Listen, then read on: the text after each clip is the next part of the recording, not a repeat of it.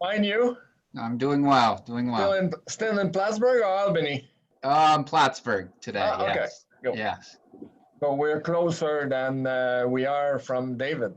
Yes, Yeah. exactly. But the border is not open yet. Oh, no, it's not. No, it's not. Hi, Ted. Hello, how are you? Find you? I'm very well, thanks. Appreciate it. So good to see you again. Really good to see you. Yeah, it was some long months. Let me place that thing here that we're. Good morning, Guy. It's Kevin in sunny Nova Scotia. Oh, wow. And Everything good morning, going- everybody else. Yeah, everything going fine, Kevin? So far, so good. We just had Good. day number 15 with no new cases, and we have no active cases. So we're good in Nova Scotia. We hope that we can reach those numbers by the end of the year because we have 100 of cases, new cases every day. It's a challenge, there's no doubt. Yes, it's a big challenge, but we've been hit so far, and I think that the second wave may hurt us, but on the with the youngers. But we will wait and see. I think that Ted had the same problem in Ontario. Yeah, we had a number of consecutive days with fewer than 100 new cases, but today it's up again a bit. I think 150. Yeah. And you're all green with envy about Vermont. Of course. Oh, hi, Allison. It's always a pleasure to see you. It is lovely to see you as well. And Vermont has rocked it on this. I mean, we are still doing phenomenally well. So I think good to we're hear. very lucky. we may import the result that you guys have in the East because we've been hurt so bad. New Brunswick had really good numbers, and Nova Scotia also. Vermont had good numbers, and we still were in Quebec for sure. Half of the population is in the Montreal area, as you know. So it's the place when it hit very hard. Yes, but you know, New York is, you know, that New York, his numbers have improved so considerably. There's hope for Montreal too. So Yes. if New York City can do it, Montreal can do it. Yes, yes. And I will reserve my comment, but it was a pleasure to see every day the New York governor on TV, and I think that he was a great leader in that in that field. it's been his finest moment so far. Yes. It's funny to see everybody and not being closer than that. This. Hi, David. Hi, Allison. Hi, thank you. We are up to 28, 30 people now, so that's great.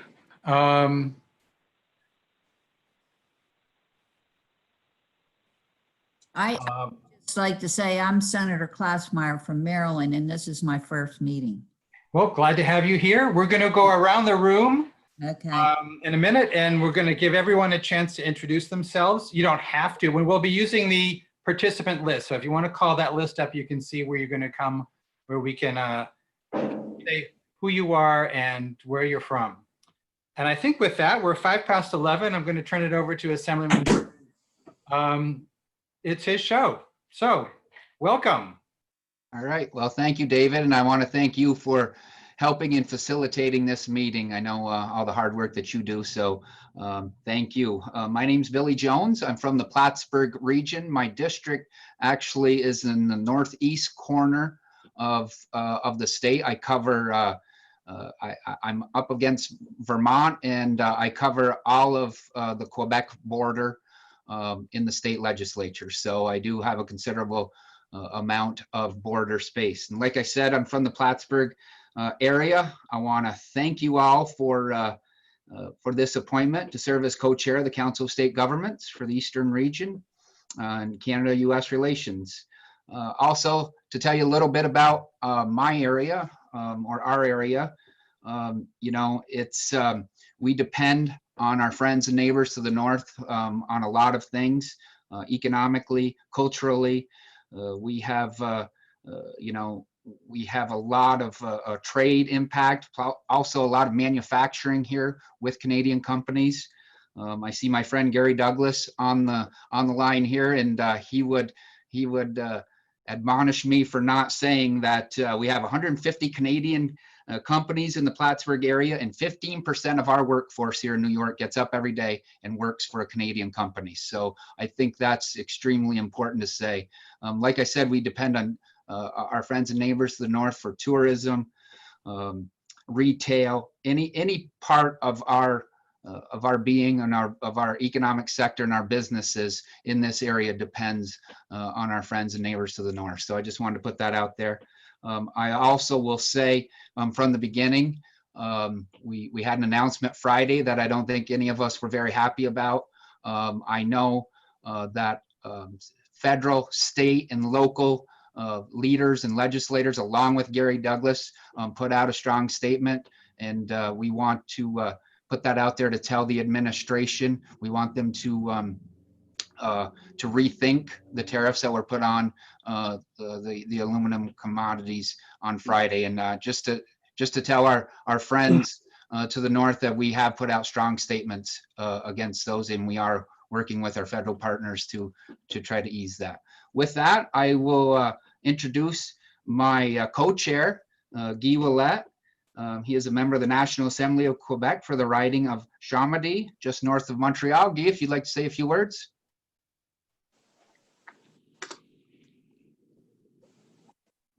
Mute first? Yeah, new technology for all guys, so sometime it's delay. It's always a pleasure to see you. It's I want to welcome you, Billy. We had a previous meeting, and having you co-chair Canada-U.S. being neighbors and so close, I think it's a great pleasure also. It's also a great pleasure to see all of you guys. It's been a while since last year, and I can see that everybody is healthy, and I hope that we will have a really good meeting today, and we will have another one also on tomorrow. So that being said, I think that I return to Billy the next step of the meeting. Thank you, Guy, and it's a pleasure to serve with you as well. I'd be remiss in my duties if I didn't thank for his years of service, our previous co-chair and a member and a strong advocate of Canadian and U.S. relations, Robin Schimminger. Robin will be retiring this year. He is my colleague in the New York State Assembly. We became fast friends when I was got into New York State Assembly in 2017. We thank Robin for his over 40 years of service in the New York State Assembly and all that he's done for Canada-U.S. relations. So Robin, like I said, so Robin, if you're listening, thank you. We wish you well, and be safe and have a great retirement. I would also like to introduce Catherine Loubier. She is the Delegate General of Quebec in New York. I think Catherine was on the list. I just want to say hi to her as well. Catherine and I have worked on many issues dealing, in her couple of years in being in that role, and I truly do enjoy working with her, and we have a great relationship. So I think that should go with saying as well. Next, I'll introduce our presenter here. It is Sabrina Rodríguez. She is a presentation on closed border bilateral relations in the COVID era. We might as well speak on the big elephant in the room, and that's what we're all going through right now. And we're happy to have Sabrina here. She's political pro-trade reporter. She will be discussing the effects the closed border on trade, transportation, and border issues. Sabrina Rodríguez is a trade reporter at Politico. She reports on the Trump administration's trade agenda with a focus on USMCA and North American relations more broadly. Sabrina also writes for Politico's daily trade newsletter, Morning Trade, and works closely with the Canada team based in Ottawa and Washington. Her work often takes her to the halls of the Capitol, to the front steps of the U.S. Trade Representative's office, as well as Mexico City. Sabrina got her start at Politico in 2015 and previously served as a fellow covering both trade and agricultural issues. She has previously worked at Chalkbeat, New York, Miami New Times, the Miami Herald, as well as Diario Perfil in Buenos Aires, Argentina. She is a proud Miami native and a Northwestern University grad. We're very happy to have Sabrina with us, and I'll turn it over to you. Thank you so much for joining us. Hi, everyone. It's exciting to join you. Now you kind of know my bio, and I have to warn, I had some technical difficulties jumping in, so I didn't get to hear everyone's introductions. I have to say this work. Actually, I did screw up, didn't I, David, already? I gave you such a nice introduction. I forgot the introductions of everyone else. So if we can do that, if you have the list in front of you, and if you don't, David, how are we going to do this? Everybody will just go to the list. Open your participant list, and there's an order that's an alpha order. Everyone should have the same order, and you want to just say who you are and where you're from, and that's pretty much it. So I'm David Biet. I'm Deputy Director at CSG East in New York, and I am the staff liaison to the Canada-U.S. Relations Committee. And with that, I will sign off video. So am I next? I think I'm next. I'm Allison Clarkson. I'm a senator in Vermont. I serve as Vice Chair of Senate Economic Development and on government operations. And with that, I pass it to Gary Douglas. Gary Douglas. I'm President CEO of the North Country Chamber of Commerce. We're a regional chamber covering most of Northern New York, and we play a leading role in Quebec, New York relations, and happy to be joining you all today. Jill, your turn. Good morning, everyone. Gilles Bélanger, member of National Assembly of Quebec, and yeah, representing Quebec and National Assembly. Pleasure to be with you this morning, guys. Eric. Hi, I'm Eric Jorgensen. I represent Portland, Maine in the Maine State Legislature, and I work mostly in state budget and finance. I've been there for 8 years. I've been really grateful for participating in this organization, in this group. I'll just say two things quickly. I have not yet found a way to get a haircut during COVID. And I also have tickets today for the Rogers Cup in Montreal, which of course was canceled. So this is kind of a nice moment to at least touch base with folks around the issue of Canada. Ted. I'm Ted Arnott. I'm member of provincial parliament for the riding of Wellington Halton Hills in the province of Ontario.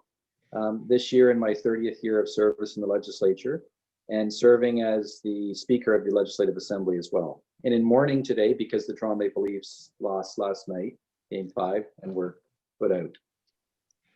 Wendell?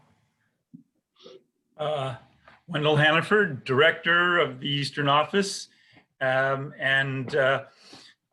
delighted to I want to thank our new chair, Assemblyman Jones, for filling the big shoes left by Robin Schimminger after so many years. I will tell you, when he took over, he said, I'll chair this committee on if there's one condition, and that's Ontario has to join ERC. So that is why we have Ontario as part of our region.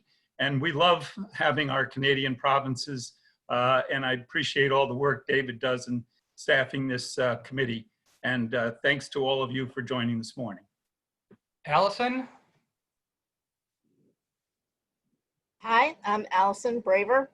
I staff the annual meeting committee, and I work on most meetings that CSG ERC does. Benny?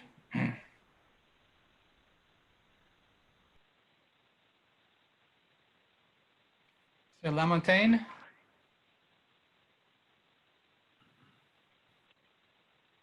Good morning. My name is Benoit Lamontagne. I'm with the State of New Hampshire's Department of Business and Economic Affairs. Do a lot of business up in Montreal, Quebec, Sherbrooke, and the Eastern Townships. Happy to be here. Carlos. Yes, good morning. I am here. It took me some time to log in, but I am here.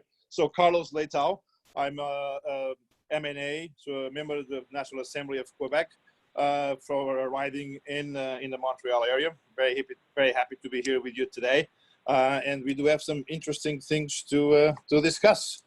I must just say that there's a wind of shall we say stunned. We are quite stunned in Canada as to what is going on now regarding Canada-U.S. relations, but I guess we'll talk about that.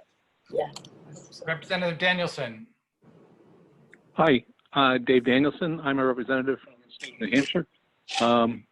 I'm serving my 7th term, finishing up my 7th term, and running for re-election. And I'm glad to be with you today. Debbie?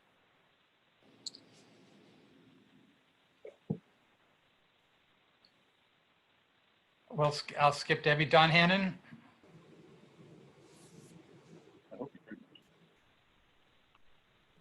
Okay.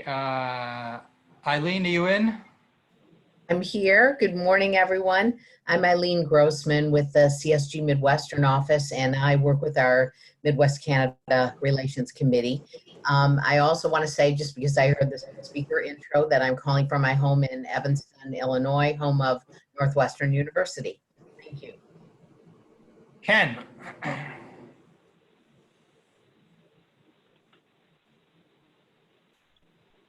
We'll skip Ken. Speaker Murphy, do you want to officially do an introduction?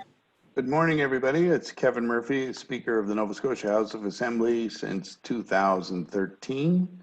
Very pleased to be here and looking forward to the discussion on Canada-U.S. relations. Thanks.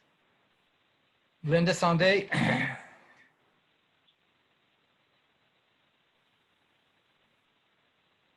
Okay, we'll skip Mark. Boston. Nada. Oh, sorry, it's Lisa Carrier here at the consulate in Boston. Okay. Hi, Lisa. Hi, everybody. Patrick. Hi, I'm Patrick Giasson. I'm National Relations Advisor at the National Assembly of Quebec. Happy to be with you today. Rachel said her thing isn't working, but Rachel's with consulate in Boston, I'm told. Representative Fecteau. Good afternoon, everyone. Ryan Fecteau. I represent my hometown of Biddeford here in the state of Maine, and I am the Assistant Majority Leader in the Maine House of Representatives. Good to be with all of you this afternoon, whichever it is. Senator Klaus Meyer.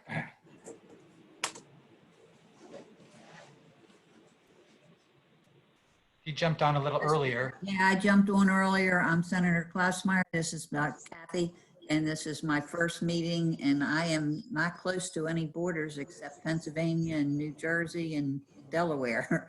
But we do have borders, but whatever I can do to help, and I'm very interested in seeing how this all works out. Thanks. Shirley?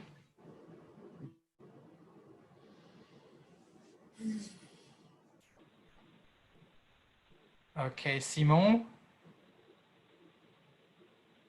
Hello. Hello, I'm Simon Birubé, advisor to the National Assembly of Quebec. Hi, this is Shirley Gerard. I'm sorry I didn't hit both buttons. I am the health policy consultant for CSG East and delighted to be with you talking about healthcare issues. Tara. Healthcare? Good morning, everyone. This is Tara Sad. I'm CSG East Agricultural and Rural Affairs Policy Consultant. Thank you very much for having me. Okay, now our magic man behind the scenes is going to promote Sabrina, and everyone else is going to disappear. So there we go. You missed me. Oh, Suzanne. Yes, thank you, Guy, or David. Suzanne Smith, State Representative from New Hampshire. Wish I was seeing you all in person. Missed our last, and we had a great time in Montreal in December, November. So great to see you on Zoom.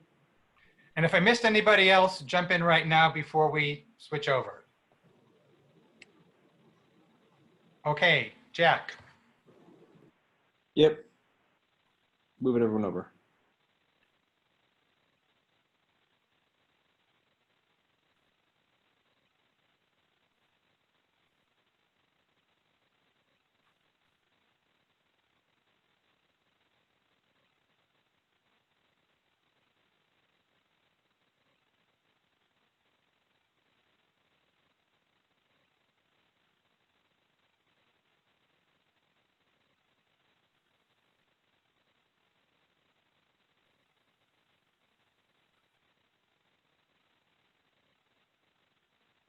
Okay, Sabrina, you're on. Hi, everyone again. It's nice to meet you all. And Eileen, I hope Evanston is treating you well in these times. Well, yeah, so I think these things always go best when there's plenty of time for questions and all of that. But I'll kind of run through a little bit of just what I've been seeing in the past few months and you know, with these pandemic times, how insane everything has been.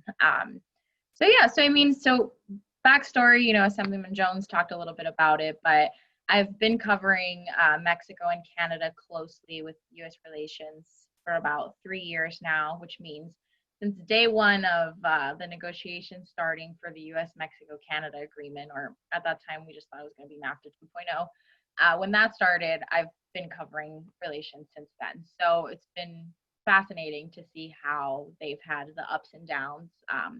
I would say at this point we're at a down. We're unfortunately not in a great place in U.S.-Canada relations.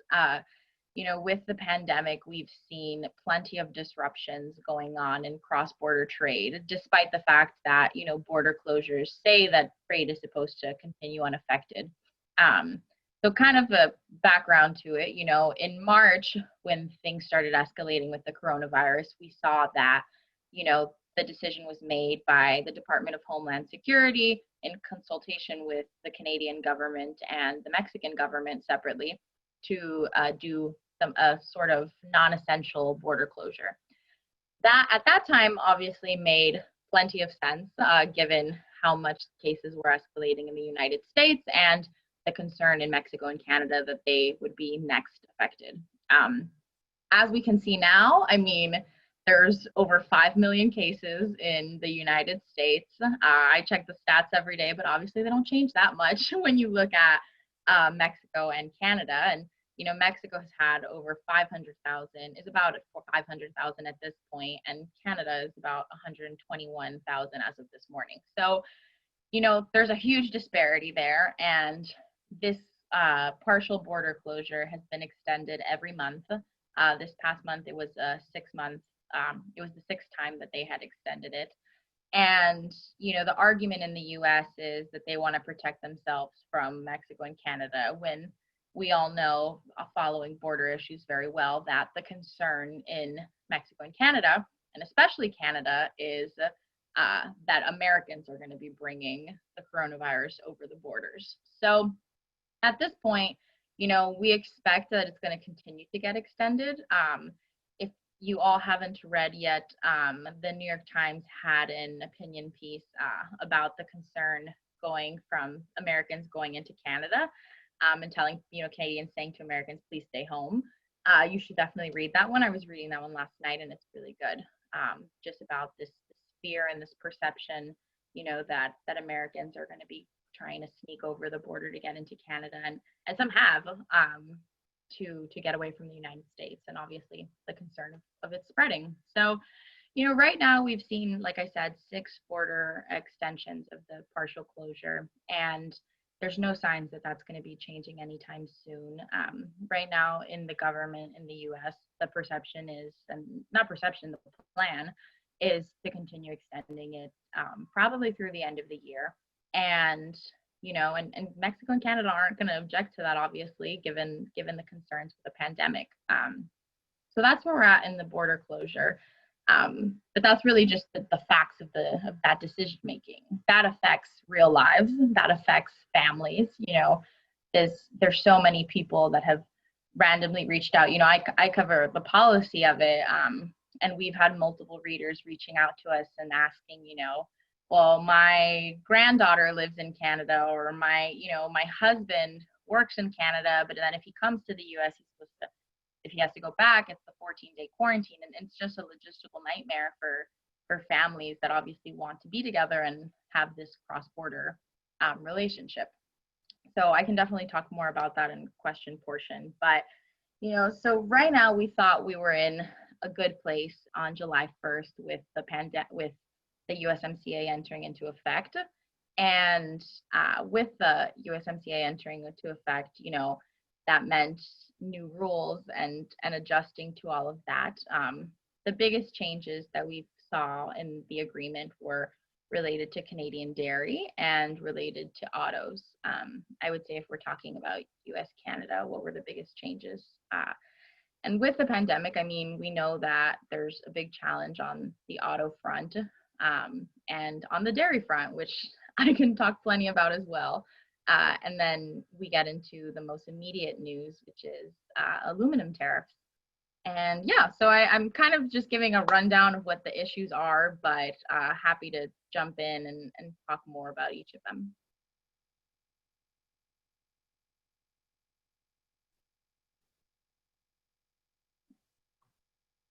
Well, if you have questions, put them in the chat. That's probably the easiest thing to do now, and then we'll turn you on when you do your question. Thanks so much, Sabrina. Assemblyman Jones, if you have anything you want to jump in on, you started to talk about the tariffs earlier, and I wonder if you want to say anything more about how it affects your district or what we're paying attention to. Sure. Can you hear me? Can hear you. Yep. Yep.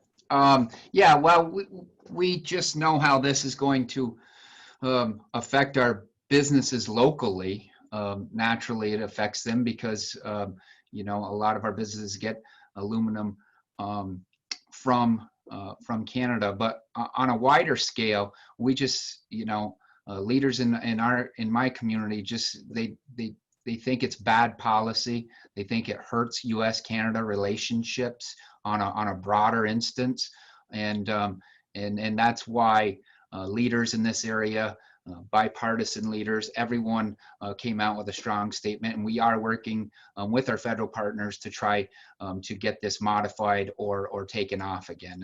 I just feel it's very important that we do that for broader relationships and for the business community, which in the long term this will lead to price increases, and it just is not a path that I think we should not go down. And we thought, you know, the USMCA agreement, once you have that in place, we thought overall that's the agreement. So we weren't happy with the administration's notice on Friday when they put those on. My question for Sabrina, I guess, would be, I'll get the ball rolling here. How do we know the effects of the border closure has on the short term here? How would you say our attitudes and are we going to adjust? I'm looking at the longer term scale of this, which kind of makes me a little bit worried, but once we are over this pandemic, hopefully soon, and we can return to life in a safe manner, whatever that looks like, whatever the new normal looks like, do you see the attitudes of both Canadians and Americans? What are going to be the long-term issues as we're dealing with? Will the attitudes remain the same? Will we stay hunkered down? Will we keep that, you know, because our areas, a lot of our areas along the border and a lot of areas throughout the Northeast here depends on tourism. They depend on the shoppers. They depend on people have second homes over here, not to mention the relationships that people have, you know, with families and such along the border. But I guess the question would be, how is that going to affect us long term? Yeah, no, and that's a question I'm I'm also just on a personal level thinking of on a daily basis, Assemblyman, it really, we talk about U.S.-Canada relations often from, the perspective of, oh, what is, Prime Minister Trudeau and President Trump's relationship, and what does that look like? And that'll change when there's a new administration, and that'll change if, in November, Trump were to not be reelected. However, the perceptions of people, of citizens in countries, that's longer lasting, of course. So at this point, I mean, the sense that I have from the conversations I've had and everything is this is going to be a longer lasting issue. There is some loss of trust and some loss of confidence in, the United States. And that's, I'm talking wide scale. I think the experiment and the project will be to see how border towns continue to have their relationship. All right. Yep. Yeah, so getting a sense of, how border towns are going to navigate this, because, I mean, and I'm sure you can attest to this, Assemblyman, but, there's good relationships in these, between the borders. I've seen it a lot with Mexico and the U.S. and Texas, for example. Texas lawmakers are constantly talking to officials in Mexico and saying, what the president says is not how we feel, and what the president says is not, is not how we're going about this. So I think really when we see this going forward, I think part of it will be establishing, for example, the way I think of it is, New York having conversations, Vermont having conversations, Maine having conversations with local officials on the other side of the border, to be able to explain, we've seen a 2% infection rate, or we have such a decrease of cases, and we'd like to see some kind of resumption in travel between the border, and saying, all the Florida, and I, being from Miami, hate to say this, but, all the Florida cases are not representative of where New York is at right now. All the Texas cases are not representative of where Minnesota is at right now. So kind of creating that distinction, I think, will be really important going forward. And long term, I think the relationship will always be there. Geographically, Canada can't move away, the U.S. can't move away. And those border relationships will still be intact. I think it'll be an exercise, though, in kind of regaining the trust and really moving forward from that point. We've got some questions on the Q&A, and I'm going to turn over to the video and the audio to the people who made them. So Tara, we're going to go to you for your question. Well, Carlos is up now, so let's do Carlos. Okay, thank you. Once again, good morning, everyone. Question for you, Sabrina. But before that, I said earlier that here in Canada, we are a little stunned, particularly with the aluminum tariffs. And in fact, with decisions from the U.S. government since the start of the pandemic. Some of us here are, and I think most of us on this call, of course, strong proponents of open borders, free trade, and all that, which I think is beneficial for both of us. But one should not underestimate, even in Canada, the level of antipathy that is developing towards the United States. That makes our life very difficult for those of us here that believe in open borders and free trade. And I think the last straw was really the aluminum tariffs, which immediately, and it's very symptomatic of this, the Canadian government, almost the next day, announced that we are going to retaliate. So this is not good.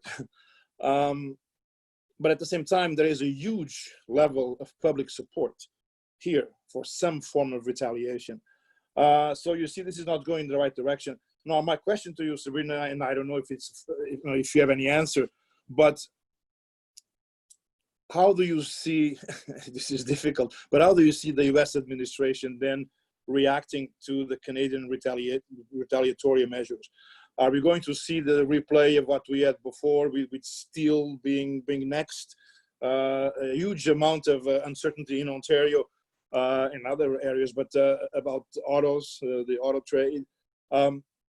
So what do you think is the next step in this unfortunate escalation of trade disputes between Canada and the United States?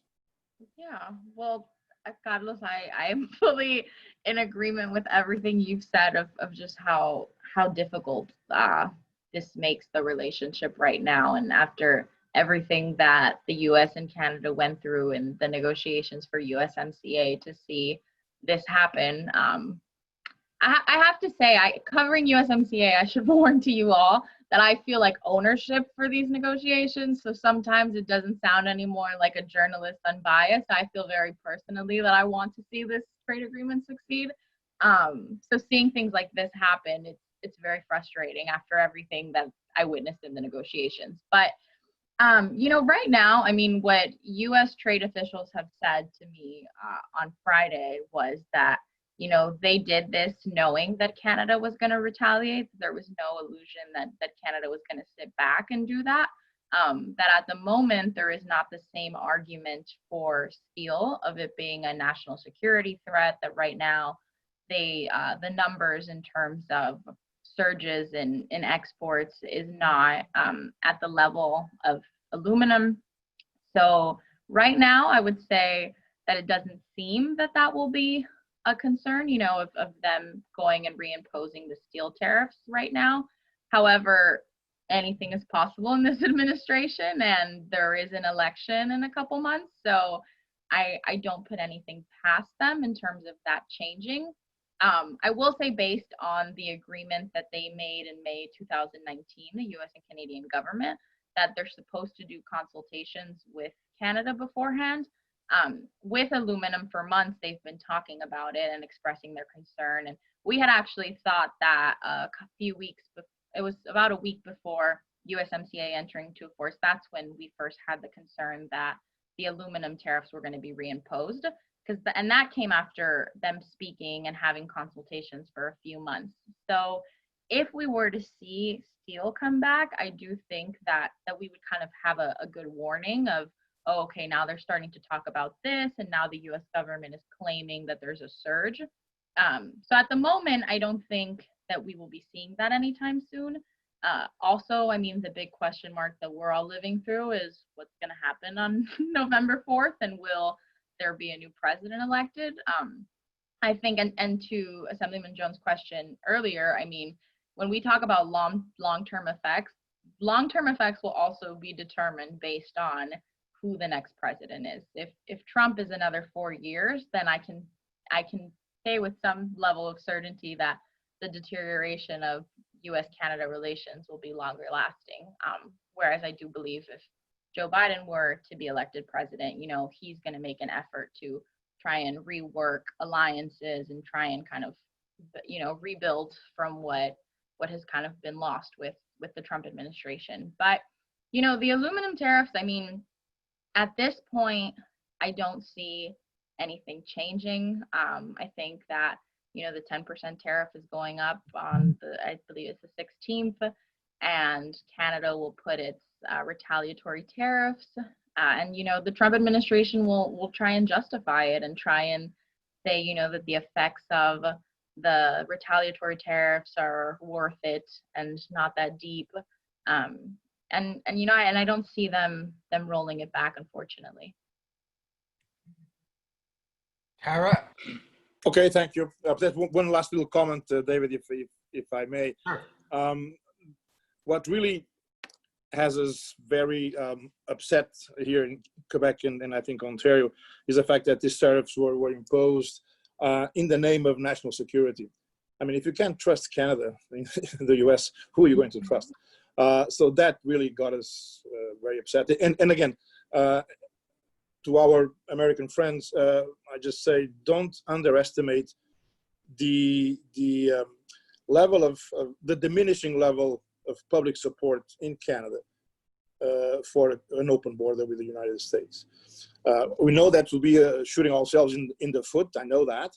That makes our life, politicians here, a lot more difficult. But I can see that, you know, burgeoning anti-US sentiment which was always the case in very small portions of the Canadian population, but that's widening out now. So one needs to be super careful. Voila, that's all from me. Thank you. Well, no, and I'll add to what you're saying, Carlos, is just, you know, something that struck me when Trump announced the tariffs last week, which shouldn't have surprised me, but just that one line of Canada's taking advantage of us as usual, and that doesn't do well. That's not a great line for anyone. That, you know, with so many people working together and USMCA having just gone into effect, you know, to say that Canada's taking advantage of us as usual, but then what did you negotiate for over 2 years? You know, this amazing deal, but you're already saying that Canada's still taking advantage of the United States. So I 100% agree with you that this really puts the relationship in a terrible place. I don't think that Deputy Prime Minister Freeland by any means wanted to have to come out and say on Friday that, you know, retaliatory tariffs. I think, you know, the perception, the belief in Canada was, you know, we negotiated this new deal in good faith and we want to see it work. So yeah, now this just complicates everything. And how do you know, before, when those aluminum tariffs went into place, the deal, what, you know, it was during the negotiations for the USMCA. So USMCA could be a way out of those tariffs. Now we have USMCA and we have tariffs again.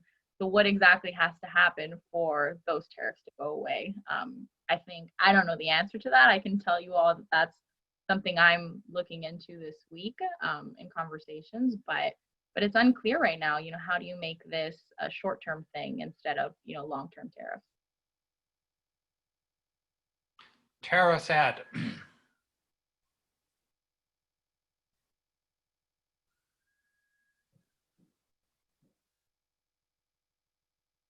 Tara may have gone off, but I'll read her question. Ms. Rodriguez, what effect has the changes in dairy had on the Canadian quota system? Sort of a little opening door into the whole dairy quota issue. So over to you. Yeah, so I mean, in terms of dairy, I'm sure you all know that was one of the last issues to get resolved in the USMCA negotiations. And it all came down to this day, I will be honest with you all, that I think the dairy system in Canada is difficult to explain. And when we talk about ultra filtered milk and all of that, it gets complicated. But we knew since before USMCA entered into force that, you know, US dairy industry, which is fairly powerful here in the States, was going to be really closely monitoring how Canada implements it, because a lot of the market access that US dairy farmers were going to receive and processors was from Canada opening up its TRQs, tariff rate quotas, to give the United States more access. So just last week, U.S. dairy farmers, as largely expected, sent a letter to the Trump administration and to the, you know, different negotiators and officials at the U.S. Agriculture Department, saying that there have already been inconsistencies in the way that Canada is administering the TRQs, and that it believes that Canada is not following the agreement and not upholding its commitments under the agreement. At the moment, there's no evidence that's been presented. You know, in that letter, for example, that the dairy farmers sent, they offered business confidential information that they sent specifically to the government. So at the moment, I haven't seen, for example, any hard proof that that's actually happening. However, U.S. dairy industry is definitely pushing that point forward. And I know for a lot of you, that's probably a huge issue given, you know, the importance of dairy on both sides of the border in New York and Vermont and Pennsylvania. And then we talk about, you know, Quebec and Ontario. And, you know, so at this point, it's unclear if the Trump administration will have evidence that Canada isn't upholding it. I will say that obviously, as I talked about aluminum now and where we're at in the relationship deteriorating again, it wouldn't be impossible for me to see the Trump administration try and open an investigation under the new agreement into how Canada's handling dairy.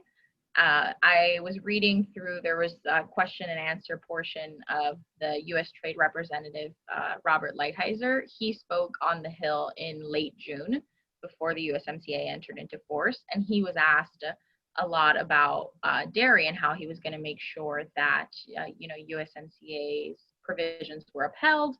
And he, in his question and answer portion, which was written in about mid-July, so already USMCA entered force, he talked about how he plans to enforce it, and he's already keeping a close eye on Canada. So I think in the next few months, it'll be interesting to see if, the Trump administration starts being vocal about this, potentially with the election. This also just comes down to politics, and this comes down to electoral politics, and if he feels that this is an issue that will play to his base, if this is an issue that will play in one of the states he's really vying for. At this point, I haven't seen it be a major issue in any of those states. We know that, in New York, for example, he's not, he knows that he will not necessarily win.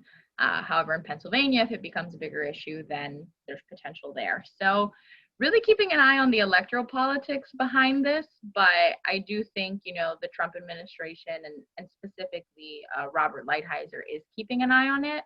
And, there will continue to be the back and forth on dairy that we've seen already for a few years now. Thank you. So, I'm going to say Ryan Fecteau up and then Gary Douglas on deck. If you're still there, Ryan.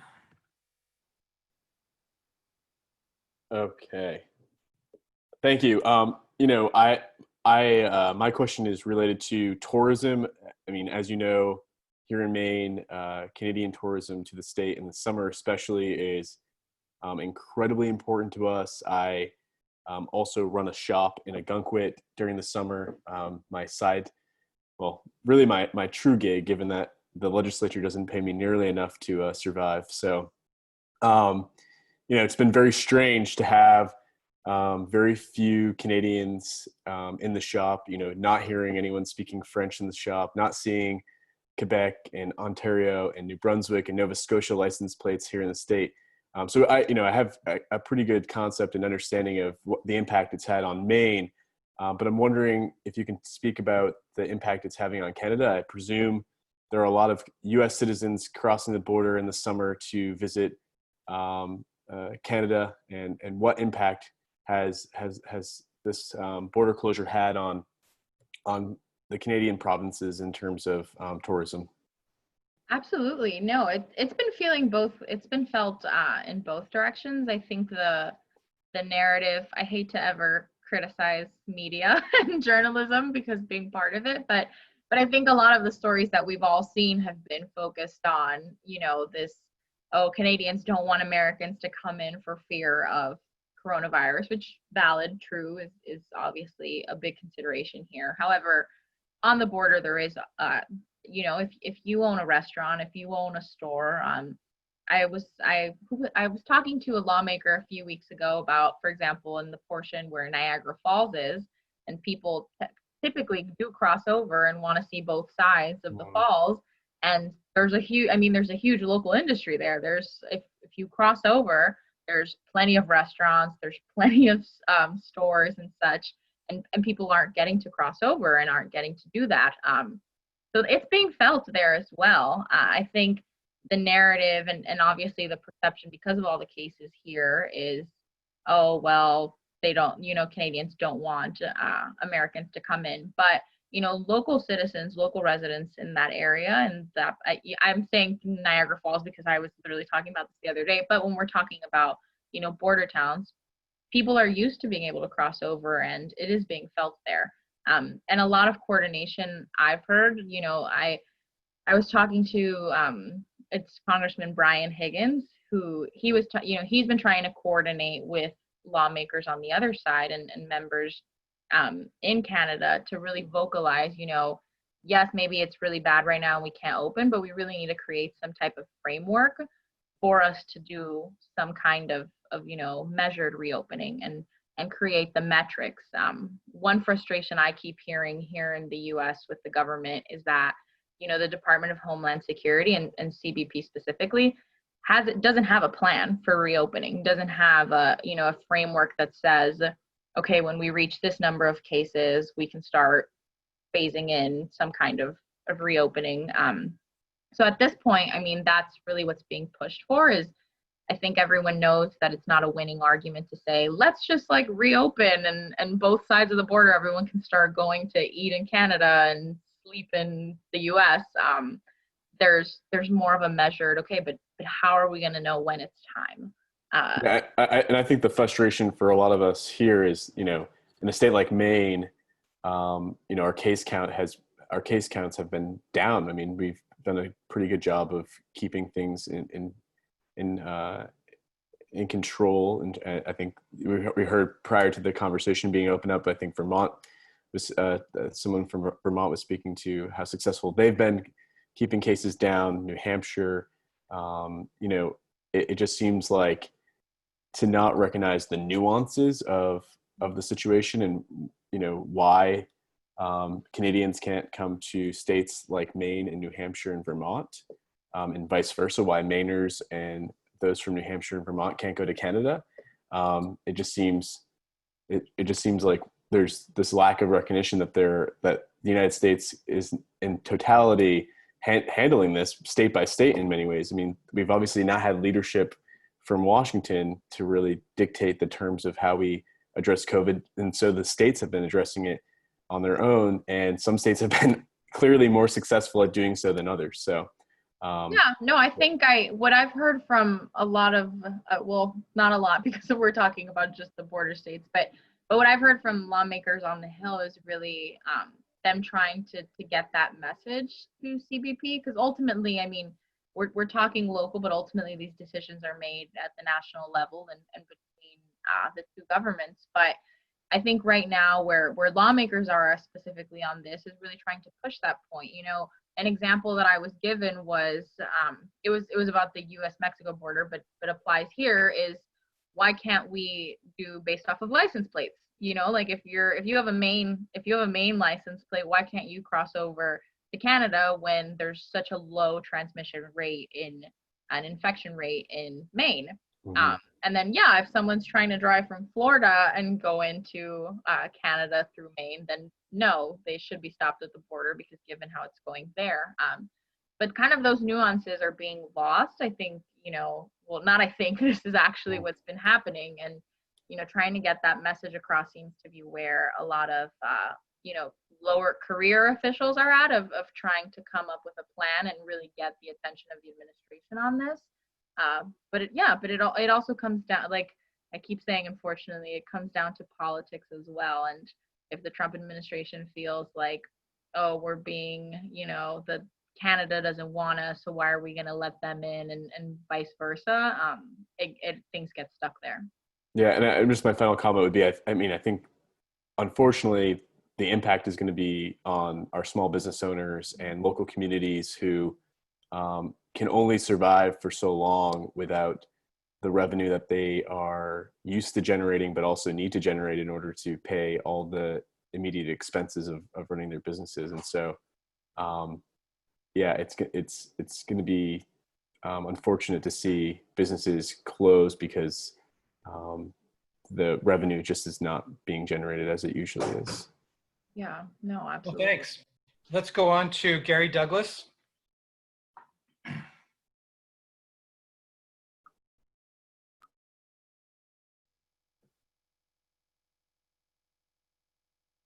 Okay, can you hear me? Yes. First of all, for Ryan, I did my part for you. As a New Yorker, I was happy to visit Ogunquit for 3 days last week and enjoyed my lobster roll and clams at the Orweed. So I did my part for you. One of the conceptual things I think is important to realize is that there are probably no two countries on earth whose relations are more driven people to people than national government to national government. The US and Canada and every other binational relationship is driven from the top down by the national governments. That defines the relationship. The US-Canadian relationship is personal. It's on the ground. We're one people who have an invisible line between us that it's an inconvenience we need to manage, but doesn't define our relationships, doesn't define our sense of family, our sense of business, or a sense of neighborliness. And that is what sustains the relationship and has for many decades through bad times, rough times, disputes, disagreements between the two national governments. The basic relationship between peoples sustains it, keeps it going, and gets us out the other end. That is what I suggest is the most insidious thing about this continuing abnormality of closing us off people to people. And it's what makes things like this challenge with tariffs more difficult, because we're not interacting on the basis of what normally would get us through these things. We're in fact separating our peoples from people-to-people contact. And that's why I would continue to suggest to all of our friends in this meeting that, yes, we need to enunciate ourselves on these issues of the day, like the aluminum tariffs, and we are. But we also need to continue to focus attention on the agenda that's been put forward by us and some of our partners on the Canadian side, by 29 members of Congress, led by Congresswoman Stefanik and Congressman Higgins, to call for two things, to call for our two federal governments to stop giving us nothing but the sound of crickets, and to show that there's a meaningful conversation that recognizes this is abnormal. We need to work our way out of this. How are we going to do it? If we just had that sense that that conversation was going on, it would be reassuring, but it isn't. And then in the interim, to not pretend we're going to suddenly reopen the border. We're not. But to look for those things, and several of them have been put on the table, we need to get our two federal governments to, in the interim, take a serious look and let us know they're taking a serious look at some moderation here and there, some marginal things. As I mentioned, maybe some state to province allow travel. Owners of property within 50 miles of the border on each side to get to their property and visit their camps and their summer homes and take care of things. A little more latitude for families across the border. I can't get to my family in Montreal. My wife's from Montreal. We can't interact anymore. And it looks like we're going to go close to a year before we can. Some further relaxation of direct business-related travel that goes beyond truck drivers, but recognizes there are other categories of business travel that need to go on. To have those conversations in the interim, and I would just welcome your thoughts on that.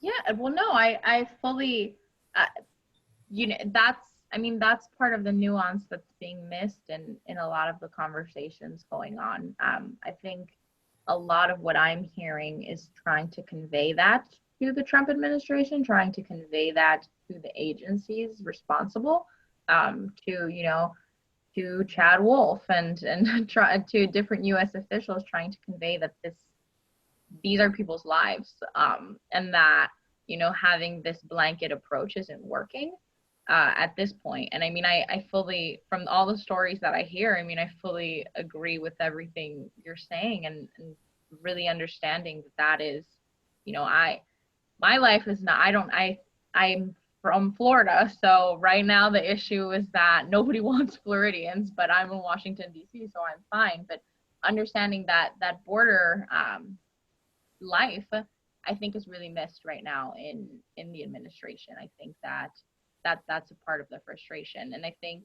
there was a lot of, I think, good reception for the letter that was sent. I think at this point it was early last month, from Congressman Higgins and Stefanik, and it was, I think, 27 other lawmakers that sent it. I think that started a good conversation.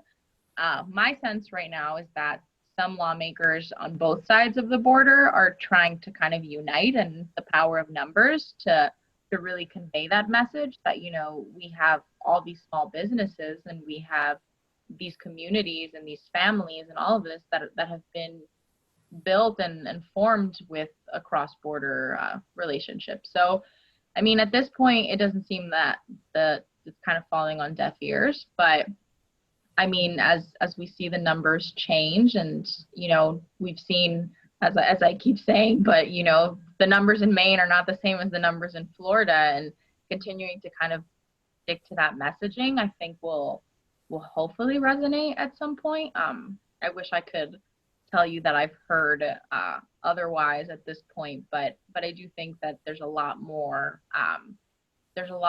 vocal messaging trying to convey that to the administration at this point. Well, thanks. Thank more you. questions. Stress it's both governments because it's crickets out of Ottawa too. I think part of my sense from talking to Canadians, talking to a few Canadian officials and some folks at the Chamber of Commerce in Canada, for example, has been the problem is the numbers in the United States, and that they don't necessarily want to be the first ones to say, okay, let's reopen when when the perception is, okay, well, the United States is the problem here. So it seems that there's that because there's not coordination, neither one wants to be the vocal one, which I mean is frustrating then when you're on the ground level. Thank you. Okay, we've just hit noon, which we really should stop because we promised we would, but there are two people lined up, Gilles Bélanger and Speaker Murphy from Nova Scotia. And if you have quick questions, we can probably get them in. Gilles? Sorry, David, but I have to leave right now for another. But it was basically to add on what Carlos was saying. Really, the aluminum does impact Canada, yes, but 90% of the production is in Quebec.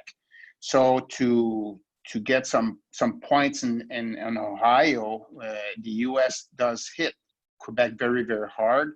In the past, we had dairy, which was also significant. And to add on the tourism, the impact here in Quebec is basically on the larger cities, Montreal and Quebec. Most of the Quebec citizens, they moved, they went to the regions. So the regions for the past, let's say, couple of months, we're doing quite good. But Montreal, and I guess it's the same thing in New York, the economy is very bad, and due to there's nobody in town. So those were my points. But I was wondering if the administration, if they're aware of the, probably yes, but 90% of the production of aluminum comes from Quebec. Yeah, there's definitely a recognition of that. And I mean, the administration frequently speaks to Doug Ford and he was one of the most vocal, I believe on Friday, and saying, we need to retaliate against the United States and make a point. So, I mean, officials do frequently speak to, Canadian officials. I mean, Ambassador Lighthizer and Deputy Prime Minister Freeland, they have, they've had a contentious relationship at times, but they overall, after surviving USMCA negotiations, do have a good relationship and do talk frequently. So there is an awareness of who's being affected in Canada. I would just say I don't think that President Donald Trump cares necessarily. I think that it's really that focus on, what does that mean for him in November? And if Ohio is in play, then what is going to be done to help workers in Ohio? I think it'll just be a question of how we see in the next couple months if there's no immediate gains from the tariff. This is fully my speculation. This is not from anything that I've spoken to with anyone, but I think my thought is, as we head towards the election, I think that President Trump is going to want some immediate impact. He's going to want to see some immediate jobs or something to show for him having done this. And I don't know that there will be. So it'll be interesting to see what the administration comes up with as, the positive impact of having reimposed these tariffs, because it's not really clear to me what those would be. Okay. Thank you, Sabrina. Yeah. Speaker Murphy. Thanks very much. Just wanted to chime in and echo Ryan's comments from Maine that, our economy is on a regional basis of Atlantic Canada here, New Brunswick, Nova Scotia, PEI, and to a certain extent Newfoundland are so intertwined with those in the northeast of the U.S. that, it's moving people back and forth for tourism. We have our cruise ship industry has exploded here over the last 5 or 6 years. We welcome nearly 400,000 cruise ship passengers, which of course is zero this year. Having a huge impact on things in Nova Scotia and Atlantic Canada. There's next to no passengers coming in on airlines, of course, and nobody going. So there is a bit of a reciprocal resurgence in, you know, the whole staycation notion of people. We have implemented what we call an Atlantic bubble. So people in New Brunswick, Nova Scotia, PI, Newfoundland are free to travel within Atlantic Canada. But certainly, you know, the leadership at the top is posing a bit of a chicken and the egg challenge for us. In particular, our premier has been probably the most aggressive one within the Atlantic premiers to, you know, to look at ways to try to open up to the rest of Canada, first of all. And of course, deferring to our federal government to champion that discussion and have that discussion with their U.S. counterparts on the federal level with regards to the border. But, you know, we're very mindful of the, not only the well-documented hit on the economy from all kinds of things, not only tourism, but our trade, because most of our exports, tires being our next largest export out of Nova Scotia, and 90% of those go to the U.S. from our 3 Michelin plants that are here in Nova Scotia. So we're watching the trade question very carefully and the tariff question, and you know, I'm heartened to participate in forums like this where we are connected with state leadership, and we hear that there's such a disconnect between the state leadership and the leadership in Washington. And you know, it's unfortunate that we have to continue to rely on, and that part of your job at the state level, so much time and energy is spent trying to convince Washington to see it your way, or at least to take those opinions into account. So we'll continue to watch here and play it very carefully and see where it goes. But you know, I think to echo Gary's comments as well, that the separation of peoples is not going to serve us well in the long term. So is there benefit in trying to find ways to have jurisdictions kind of match up that are, you know, that are having relatively low numbers? But I think that would be a difficult thing to actually execute in terms of so many different sets of rules and regulations and travel things. It really relies on the federal relationship between the 2 countries to set the framework, and everybody else hopefully would fall in the line. So that's my comments. Thanks. Thanks. Sabrina, want to wrap up? Yes. Thank you all for joining. And I have to say, I'm reading Eric's comments saying seriously depressing. I know. It is seriously depressing following where things are at right now. And obviously, as we all on personal levels navigate the pandemic and how it's affecting our life. But no, I just want to say, I mean, if there's something that I didn't get to answer, and if you ever want insight on what I'm hearing and such, like, I am very happy to share. You can all email me at srodriguez@politico.com. It's literally, like I said, first letter of my name and last name, and then politico.com. I'm always happy to, I mean, and if there's things you think that, you know, in the media you don't feel are being covered about it, you know, just from having this conversation, there's things that I'm thinking now, like, I really need to focus on that, or I need to check in on that. So I would love to keep the conversation going and obviously stay in touch with all of you. I said this to David at the beginning when we first talked about this panel, is that I love talking about these issues. I really enjoy covering U.S. Canada and U.S. Mexico relations. So again, always happy to talk about it. Well, before I turn this over to Assemblyman Jones for official goodbye, I want to say next year, crossing fingers, we'll have our annual meeting in Ontario and Toronto in August. So let's get in touch with our leaders. Let's wear masks. Let's do what we need to do so that we can have this meeting in person and we can have those conversations that are so important to us that we just can't get in an hour and under 10 minutes. So again, Sabrina, thank you. Assemblyman Jones, over to you, if you're still here. I am. All righty. Well, I'm going to Hello. sign off then. Thanks, Sabrina. My camera's not coming on, but thank you everyone for the discussion.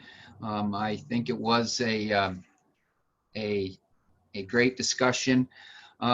Because our economies and our culture and in a lot of cases our families are so intertwined between our two countries, and we really need to remember that. You know, it's the human relations, as Gary and Kevin and Ryan and a few other people have mentioned. It's the human relations that we have with each other that hopefully can dictate some policy changes on the federal level. You know, Kevin had mentioned there's you know, a lot of time and energy that's put out on this on the local level, and I can assure you that we will continue to spend time and energy on improving the relations. I know Eric, I believe, said it was a depressing conversation, but I'm the forever optimist. I believe that with this group in particular and other partners we have, we will overcome this, and we will keep working toward improving these relations. Times look a little difficult now, but we certainly will continue to work on that and to improve it, because it is for the betterment of both of our countries, and especially here in the Northeast. And I will say, getting back to the closure, the border closure, I know that several of my colleagues have talked about the effects that it was having on their particular region. And even, you know, you don't even have to be a border town or border district to realize that. And we need to help our federal partners come into some kind of phased in approach. I know the regional approach would be difficult, but the frustration here on the ground level is that there is no, there's no benchmarks, there's nothing. The answer is just no, no, no, no, no. And I think we need to work towards getting a phased in approach, or at least some light at the end of the tunnel. So I want to thank David so much for facilitating this. I want to thank all of you for being on this call and on this meeting. It shows your commitment to U.S.-Canadian relations, and we will keep that up. Hopefully we'll see a lot of you tomorrow. I'll see my partner Guy tomorrow as well, and look forward to that conversation also. Thank you. Thank you, everybody.